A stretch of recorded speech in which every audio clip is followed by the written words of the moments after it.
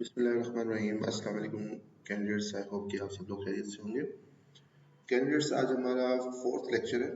इससे पहले हम 3 लेक्चर्स ऑलरेडी रिकॉर्ड कर चुके हैं। 55 क्वेश्चंस हम ऑलरेडी कर चुके हैं। आज हम क्वेश्चन नंबर 56 से स्टार्ट करेंगे।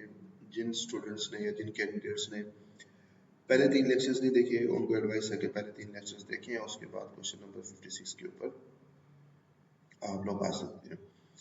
अच्छा, क्वेश्चन नंबर 56 जो है वो हम वहाँ से स्टार्ट लेते हैं। क्वेश्चन नंबर 56 क्या कह रहा है? विच of the following statements is correct? इनमें से कौन सी स्टेटमेंट जो है वो करेक्ट है? 4 ऑप्शंस दिए हुए हैं, चारों ऑप्शंस को देखते हैं और फिर उसके बाद डिसाइड करते हैं कि इनमें से कौन सी स्टेटमेंट जो है वो करेक्ट है।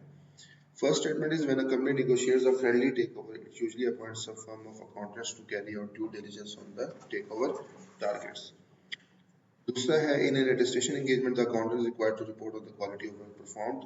Third is in a review engagement, evidence is gathered mainly by means of computation and inspection. Fourth is in an engagement to review financial statement, the amount of work required is the same as for an audit.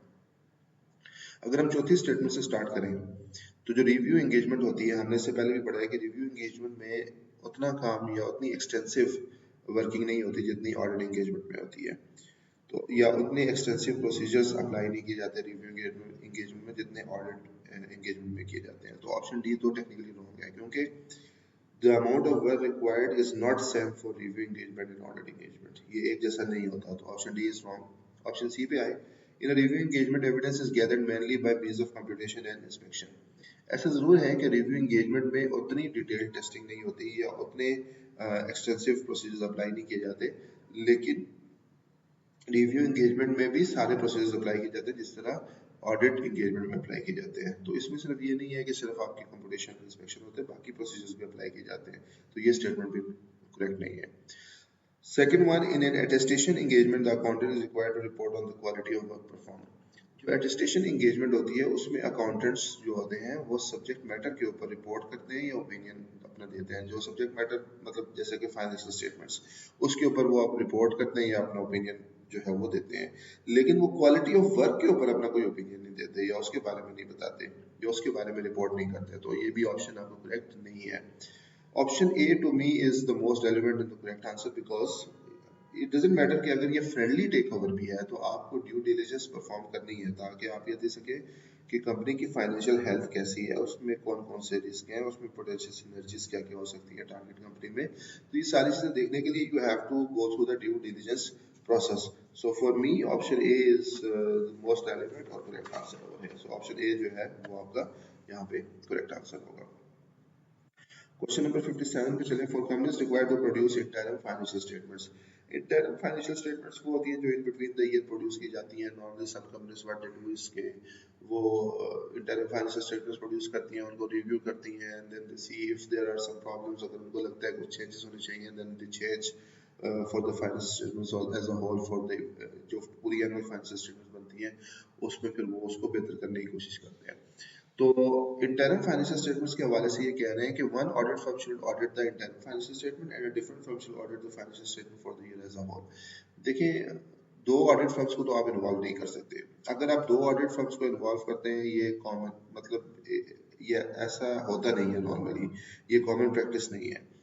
क्योंकि जब आप दो firms को involve करेंगे तो आपकी audit approach में भी इनकंसिस्टेंसीज आ जाएंगी, अंडरस्टैंडिंग ऑफ कंपनीज में कंपनी यानी जिस कंपनी को ऑडिट हो रहा है उसकी अंडरस्टैंडिंग में भी मसला होगा कि ऑडिट फर्म जो इंटरनल फाइनेंशियल स्टेटमेंट उसको ऑडिट कोई और कर रहा है, फाइनल जो फाइनेंशियल स्टेटमेंट है उसका ऑडिट कोई और कर रहा है।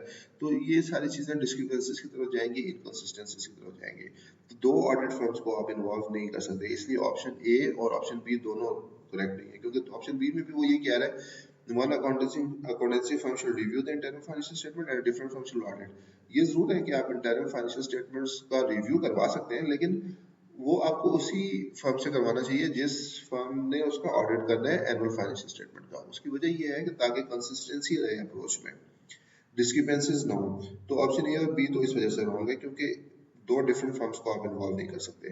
तीसरा ये है कि the same firm should review the internal financial statement and the financial statement for the year as a whole. अच्छा, जो इंटरनल फाइनेंशियल स्टेटमेंट है उसका तो रिव्यू ठीक है, लेकिन जो financial statement for the year है उसका तो आपने प्रॉपर ऑडिट करवाना है, उसका रिव्यू नहीं करवाना। तो इसलिए ऑप्शन सी जो है करेक्ट नहीं है, लेकिन ऑप्शन डी जो है वो सबसे बेहतर और रेलिवेंट है यहाँ पे कि the same firm should review the interim financial statement and audit the financial statement for the year as a whole, यानी कि एक ही फर्म रिव्यू भी करे और इंटरनल फाइनेंशियल स्टेटमेंट का और फिर वो एनुअल फाइनेंशियल स्टेटमेंट का ऑडिट भी करे। तो ऑप्शन डी जो है that will be the correct answer over here. Question number 58 में कह रहा है what is meant by negative assurance. इससे पहले हम पॉजिटिव और नेगेटिव एश्योरेंस के बारे में पढ़ चुके हैं, दोबारा से यहाँ पे देख लेते हैं। ऑप्शन ए कह रहा है the auditor can not give an opinion due to lack of evidence. If the auditor can not give an opinion this means it is disclaimer of opinion. वो आप ये तो नहीं है कि वो नेगेटिव एश्योरेंस देगा, वो डिस्क्लेमर ऑफ ओपिनियन देगा कि मेरे पास इतना सफिशिएंट एविडेंस नहीं है कि मैं अपना ओपिनियन जो है वो कायम कर सकूं। तो यहाँ पे डिस्क्लेमर ऑफ ओपिनियन का ऑप्शन जो है वो मतलब ओपिनियन देगा, वो यहाँ पे नेगेटिव एश्योरेंस नहीं देगा। ऑप्शन बी कह रहा है the clients financial statement were found to be materially misstated. अगर तो मटेरियली मिसस्टेटेड है financial statements then in that case he has to issue adverse opinion, उसमें नेगेटिव एश्योरेंस नहीं होती। थर्ड है the auditor could not conduct any test due to lack of controls. Again अगर controls को वो test नहीं कर सका इसका मतलब है वो एविडेंस नहीं गैदर कर सका। अगर एविडेंस नहीं गैदर कर सका तो वो अपना ओपिनियन भी नहीं दे सकता। तो ये डिस्क्लेमर ऑफ ओपिनियन का केस है। Fourth, the auditor did not find anything to indicate that a material misstatement exists. Yes, this is the most relevant. कि negative assurance जो कि एक limited assurance होती है उसमें ऑडिटर ये कहता है कि मुझे ऐसा कुछ नजर नहीं आया कि मैं कहूँ कि ये materially misstated है financial statements। जबकि इसके मुकाबले में जो पॉजिटिव एश्योरेंस होती है जिसको आप रीजनेबल एश्योरेंस कहते हैं उसमें ऑडिटर ये कहता है कि the financial statements are prepared in accordance with international accounting and financial reporting standards and they are presented fairly, उसमें कोई मटेरियल स्टेटमेंट नहीं है। जबकि जो नेगेटिव एश्योरेंस होती है या लिमिटेड एश्योरेंस होती है उसमें वो ये कहता है कि मुझे ऐसा कोई नजर नहीं आया कि मैं कहूँ कि ये मटेरियल मिसस्टेटेड है। तो ये बेसिकली डिफरेंस है नेगेटिव और पॉजिटिव में। तो option D is the correct answer हो है। Question 59, the auditor should examine subsequent realization of revenue such as dividend, interest, commission, etc. to अच्छा ऑडिटर जो है वो जो रियलाइजेशन ऑफ रेवेन्यू है जिसमें डिविडेंड आता है, इंटरेस्ट आता है, कमीशन आता है, उसको नॉर्मली प्राइमरीली इसलिए एग्जामिन करते हैं ताकि वो ये देख सकें कि कोई अनरिकॉर्डेड रेवेन्यू तो नहीं है, कोई अनरिकॉर्डेड केसेस तो नहीं है। तो इसमें ऑप्शन ए जो है that is the most relevant answer कि he has to identify cases of unrecorded revenue के कोई ऐसा रेवेन्यू तो नहीं है जो रिकॉर्ड ना हुआ हो या जिनको रिकॉर्ड ना किया जाता हो। That is the correct answer हो है। Question number 60, to test whether sales have been recorded the auditor should draw a sample from a file of। ये देखने के लिए कि सेल्स रिकॉर्ड हुई है ऑडिटर को कहाँ से सैंपल लेना चाहिए। परचेज ऑर्डर्स पॉसिबल नहीं है, परचेज ऑर्डर में तो परचेज से रिलेटेड ऑर्डर्स हैं, सेल्स से रिलेटेड तो है ही नहीं, ये तो बिल्कुल इररिलेवेंट है। सेल्स ऑर्डर्स सेल्स से रिलेवेंट जरूर हैं लेकिन जरूरी नहीं है कि हर सेल्स ऑर्डर जो है वो मटेरियलाइज भी हुआ हो। तो इसलिए ये ऑप्शन भी करेक्ट नहीं है। C sales invoices, this is the most relevant correct answer because sales invoices basically उसमें सारी डिटेल्स होंगी कि कौन से ऑर्डर मटेरियलाइज हुए, कितने के मटेरियलाइज हुए और बाकी जितनी भी डिटेल्स हैं। So option C is correct. Bill of lading जो है वो तो बेसिकली एक शिपमेंट डॉक्यूमेंट है जो आपको ये बताता है कि जो एक्नॉलेज करता है कि गुड्स जो है वो रिसीव हुए या नहीं रिसीव हुए। इसमें ये नहीं है कि वो आपको ये बताए कि सेल्स हुई है कि नहीं हुई। तो this most relevant answer is C. Question 61. Which of the following is not relevant for watching cash sales? Cash sales को वॉच करने के लिए इनमें से आप देखें तो ऑप्शन सी जो है monthly statements send to customers. आप कस्टमर्स को कौन से कस्टमर्स को स्टेटमेंट्स भेजते हैं? जो आपके क्रेडिट कस्टमर्स होते हैं जिनको आपने क्रेडिट सेल्स की हुई होती हैं। तो ऑप्शन सी जो है वो तो आपकी जो है रिसीवेबल्स को वेरीफाई करने के लिए रेलिवेंट है, वो कैश सेल्स के लिए नहीं है। बाकी जबकि जो डेली कैश सेल्स हैं, सेल्समैन समरी है, बैंक स्टेटमेंट है, उससे आपको कैश सेल्स की इन्फॉर्मेशन मिल जाएगी। जबकि monthly statement send to customers ये बेसिकली क्रेडिट सेल्स के लिए है या फिर रिसीवेबल्स को वेरीफाई करने के लिए यूज होता है। तो ऑप्शन सी जो है this is not relevant for watching cash sales. Question number 62. The client changed method of depreciation from straight line to return on value method. This has been disclosed as a note to the financial statements. It has an immaterial effect on the current financial statement. It is expected, however, that the change will have a significant effect on the future periods. Which of the following options should the auditor express?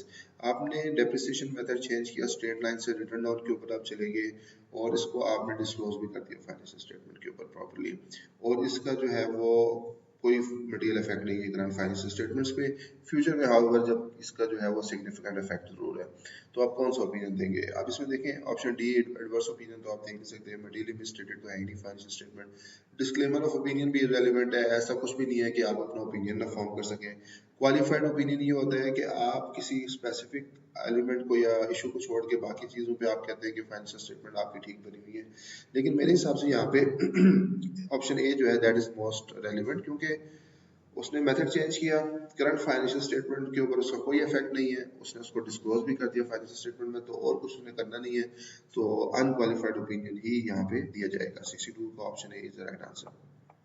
Which of the following is true about explanatory notes? Explanatory notes वो notes हैं जो financial statements के साथ दिए जाते हैं, जो management financial statements prepare करती है, और वो ऑफ कोर्स डायरेक्टर्स की रिस्पॉन्सिबिलिटी होती है प्रिपरेशन ऑफ फाइनेंशियल स्टेटमेंट्स। उनकी सुपरविजन में मैनेजमेंट फाइनेंशियल स्टेटमेंट्स को प्रिपेयर करती है। और उसके साथ जो एक्सप्लेनेटरी नोट्स होते हैं वो एडिशनल इंफॉर्मेशन होते हैं कि वो बिकॉज वो क्लैरिफाई करते हैं और वो सपोर्ट करते हैं फाइनेंशियल स्टेटमेंट की फिगर्स को, बेसिस ऑफ अकाउंटिंग पॉलिसीज वगैरह को, कि भाई कैसे हमने अकाउंटिंग पॉलिसीज जो है वो अप्लाई की है। तो ये रिस्पॉन्सिबिलिटी डायरेक्टर्स की होती है। तो इसमें कह रहा है कि एक्सप्लेनेटरी नोट्स के हवाले से कौन सी स्टेटमेंट में से करेक्ट है? These are given by the directors of the company. ठीक है, डायरेक्टर्स ऑफ द कंपनी ही ने देनी होती है, उन्हीं की रिस्पॉन्सिबिलिटी होती है। These are given to adhere the requirements of section 211। Section 211 का मुझे आइडिया नहीं है ये क्या चीज़ है। These are given by auditors of the company in auditors report. Auditor नहीं देते, ये डायरेक्टर्स देते हैं। तो ऑप्शन डी तो हो ही नहीं सकता, all of the above correct है नहीं। सी भी करेक्ट नहीं है। बी का आई एम नॉट श्योर, लेकिन I am not sure about the requirements और सेक्शन 211 कौन से सेक्शन 211 की बात कर रहे हैं यहाँ पे। तो A is the most relevant answer. यहाँ पे 63 का ए जो है वो आंसर होगा। क्वेश्चन नंबर 64 के ऊपर आ जाते हैं। 64 में कह रहे हैं the auditor has a serious concern about the going concern of the company. Auditor को गोइंग कंसर्न के बारे में उसको सीरियस कंसर्न्स हैं कि कंपनी जो है फोर्सेबल फ्यूचर में एग्जिस्ट करेगी या नहीं करेगी। It is dependent on companies obtaining a working capital loan from a bank which has been applied for. वो एक लोन पर डिपेंड कर रहे हैं जो कंपनी ने अप्लाई कर दिया एक बैंक में। The management of the company has made full disclosure of this facts. चलिए ये अच्छी बात है, उन्होंने notes to the balance sheet और डिस्क्लोजर में सारी चीजें बता दी हैं। Auditor is satisfied with the level of disclosure, और ऑडिटर जो है वो डिस्क्लोजर से सेटिस्फाइड भी है। अब इस पे क्या करना चाहिए उसको?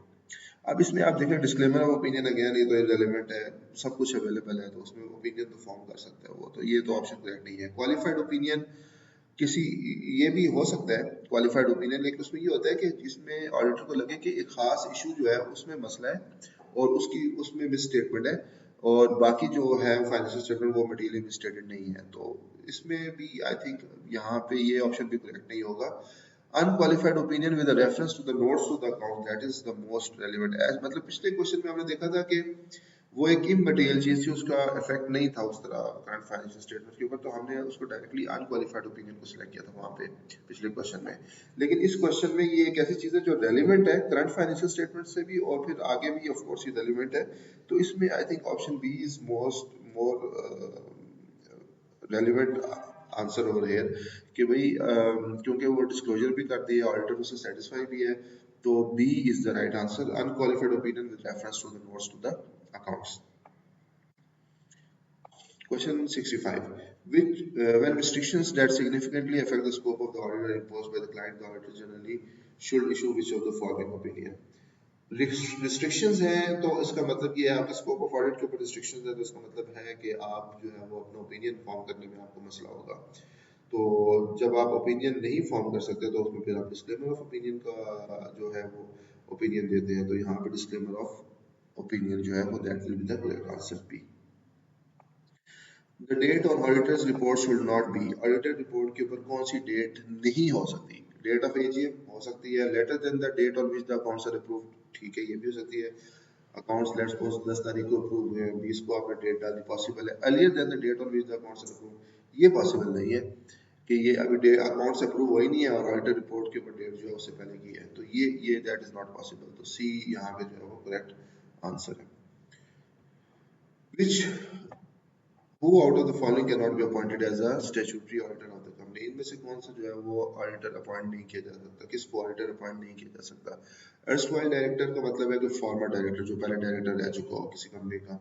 Internal auditor relative of a director. अब देखिए इसमें और डी जो ऑप्शन है वो ओनली बी एंड सी यानी कि internal auditor relative of director है। अगर आपको फॉर्मर डायरेक्टर बहुत पहले डायरेक्टर रह चुका है कंपनी का और अभी उसको कोई फेमिलियरिटी थ्रेट्स नहीं है कंपनी के हवाले से, तो आई थिंक उसको आप ऑडिटर रख सकते हैं। बाकी इंटरनल ऑडिटर को ऑफ कोर्स स्टैट्यूटरी ऑडिटर के तौर पर रखा जा सकता है, या रिलेटिव है अगर डायरेक्टर का, तो उसमें आपकी फैमिलियरिटी थ्रेट आ जाएगी। तो बी और सी नहीं हो सकता, तो ऑप्शन डी जो है that will be the correct answer.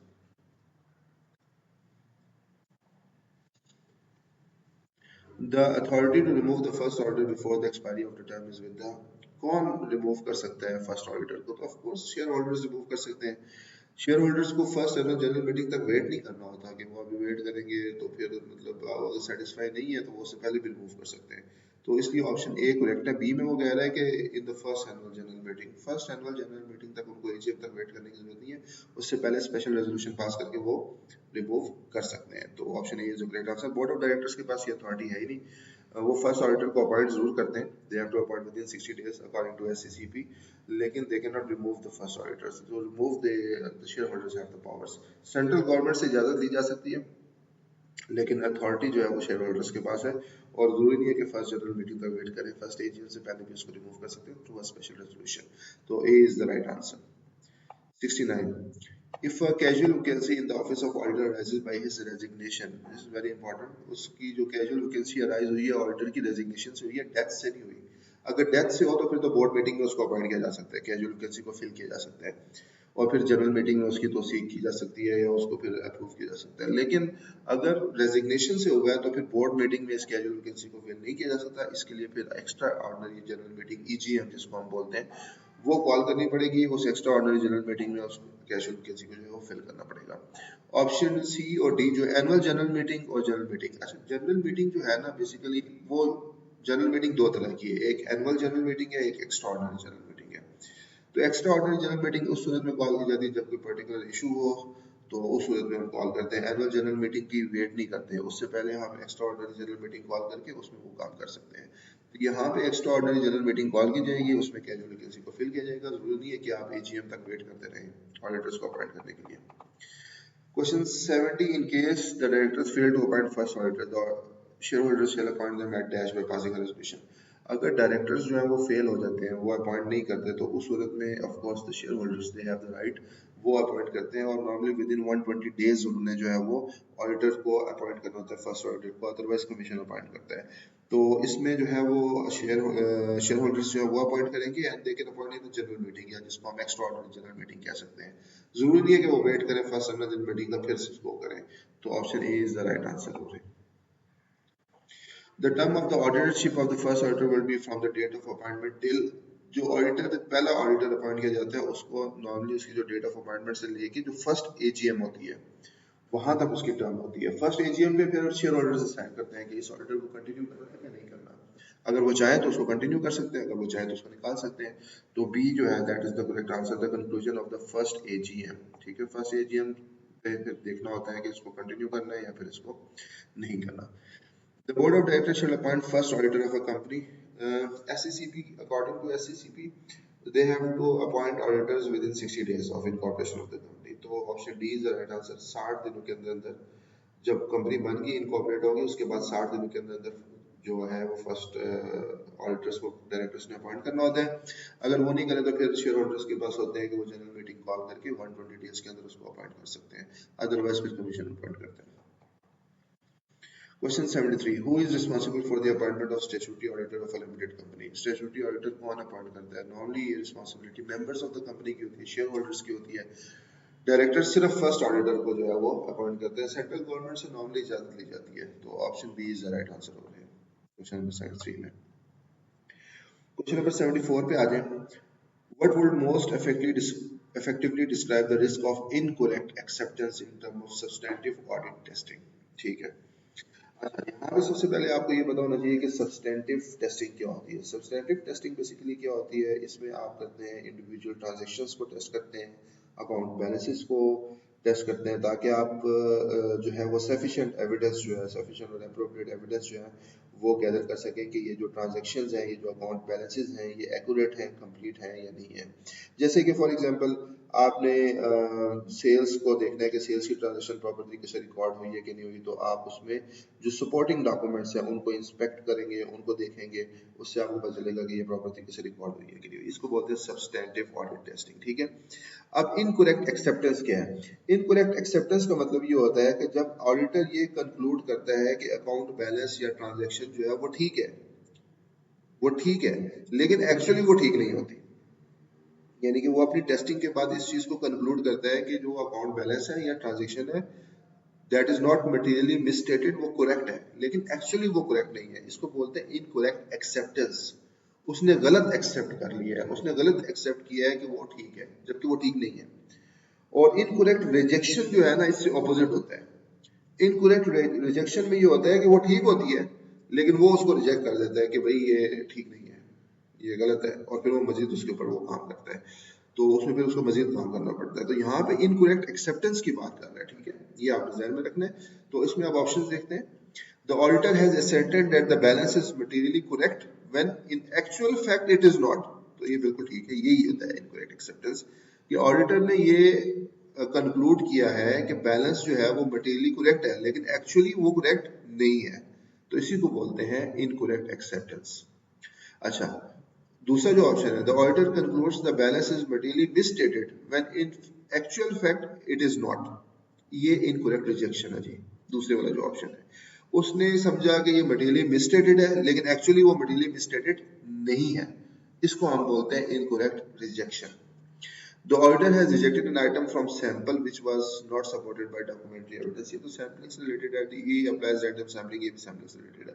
तो ऑप्शन ए एंड बी में से आपने बेसिकली चूज करना है। Option A is the right answer. ये इनकरेक्ट एक्सेप्टेंस होती है जब उसको लगे कि वो मटेरियली करेक्ट है बट एक्चुअली वो ना हो। अच्छा, नेक्स्ट क्वेश्चन जो है बिल्कुल उसके ऑपोजिट है। What would most appropriately describe the risk of incorrect rejection in terms of substantive testing? अभी मैंने आपको बताया कि जब वो किसी अकाउंट बैलेंस या ट्रांजेक्शन को कहते हैं कि ये गलत है, मटेरियली मिसस्टेटेड है, लेकिन एक्चुअली वो मटेरियली मिसस्टेटेड नहीं होती, इसको इनकरेक्ट रिजेक्शन बोलते हैं।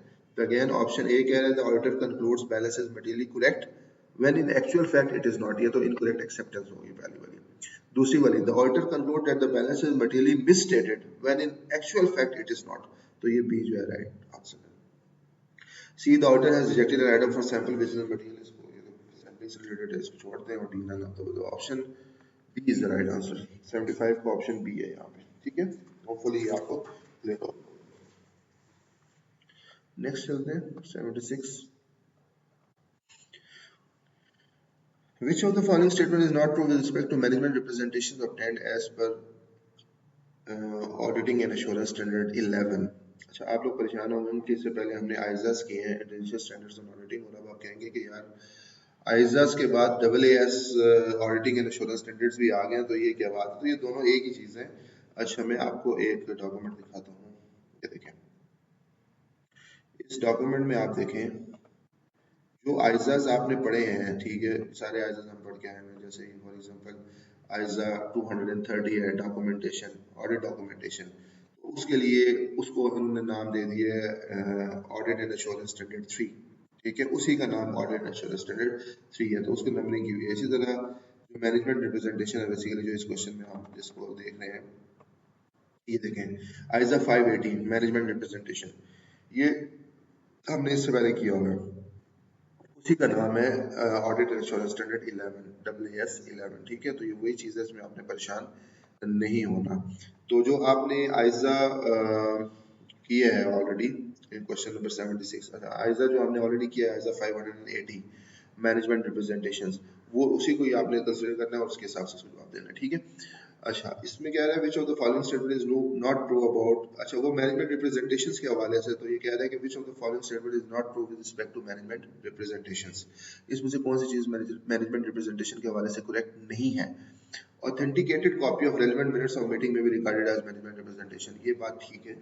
आपकी जो बोर्ड मीटिंग होती है उसको अगर वेरीफाई कर दिया जाए, अटेस्ट कर दिया जाए, ऑथेंटिकेट किया जाए, तो उसको आप मैनेजमेंट रिप्रेजेंटेशन के तौर पे ले सकते हैं। तो ये स्टेटमेंट तो करेक्ट है, इसमें तो कोई मसला नहीं है। It should be always in writing, of course it should be always in writing, it should be formal. ये तो नहीं होना चाहिए कि इनफॉर्मल हो और ज़बानी आपको बताएं, तो it should be referenced sometime, it should be clear, it should be formal, so it should be in writing as well. तो option B is also correct.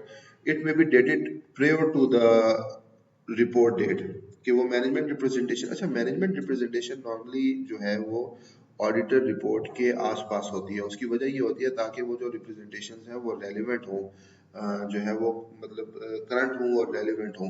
तो रिपोर्ट डेट से प्रियोर जो है दैट इज नॉट करेक्ट। अच्छा, it should be address to the auditor, ये भी ठीक है, वो ऑडिटर को एड्रेस, तो इसमें आप बाकी ऑप्शंस को जब एलिमिनेट करते हैं तो आपके पास ये वाला ऑप्शन रह जाता है कि वो रिपोर्ट डेट के बाद या रिपोर्ट डेट पे होती है, ठीक है। तो ये जो है इसको क्लोज होती हैं, उससे पहले नहीं होती। तो इसमें आपका जो करेक्ट आंसर है वो आपका इस यानी कि ये मैनेजमेंट रिप्रेजेंटेशन के हवाले से ठीक नहीं है, बाकी ए बी और डी जो है वो उसके हवाले से ठीक है।